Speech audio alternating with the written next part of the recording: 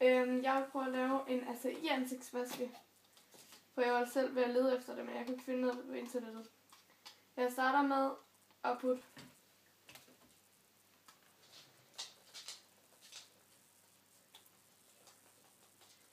tre spiseskefuld af ymer, skyer eller noget lignende. Det bestemmer jeg selv. Okay. Jeg putter så de 4 i. En lille en, så det tæller for 4. 4 i. Så putter jeg en halv teskefuld fin salt.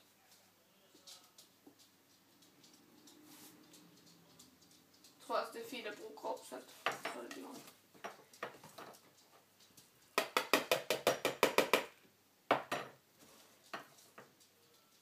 Så putter jeg en teskefuld olie i. Olivenolie.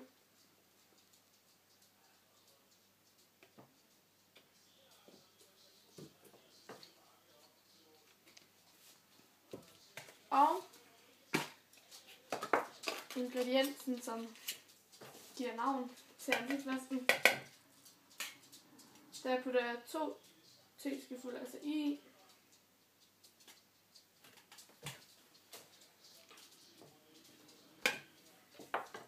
Og så er den sådan set bare klar til at blive rundt.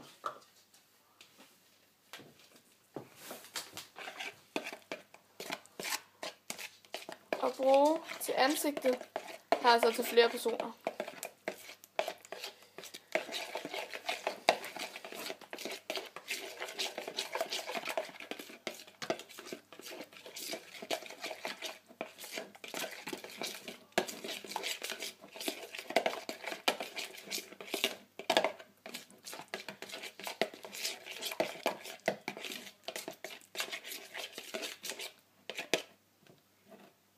Så her er resultatet så af acai-ansigtsmasken.